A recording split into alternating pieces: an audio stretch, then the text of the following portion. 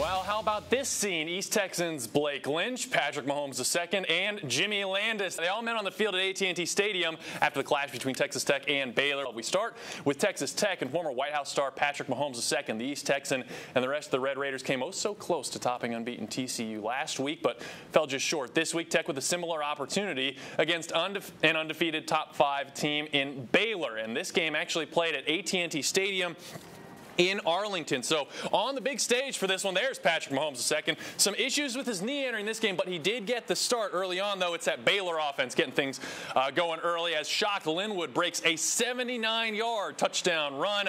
Bears up 7-0 early. Mahomes and the Raiders, though, come right back as he rolls out and then heaves it up, and great ball perfectly in stride. Zach Austin reels it in and scores, so we're knotted up at 7 apiece. And then, you know, there's just East Texans all over the field here. Seth Russell finds K.D. Kinn in the Mount Pleasant product. Baylor back on top 14-7, actually 21-7.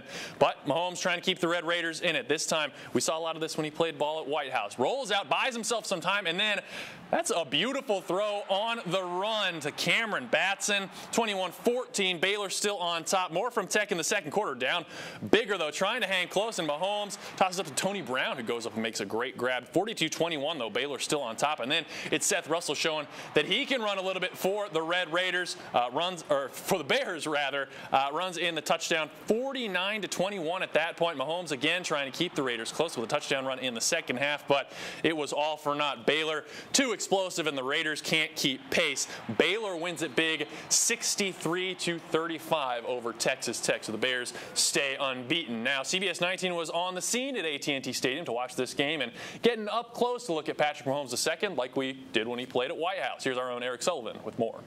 Jeff, last year right here at Cowboys AT&T Stadium is where Patrick Mahomes II made his name.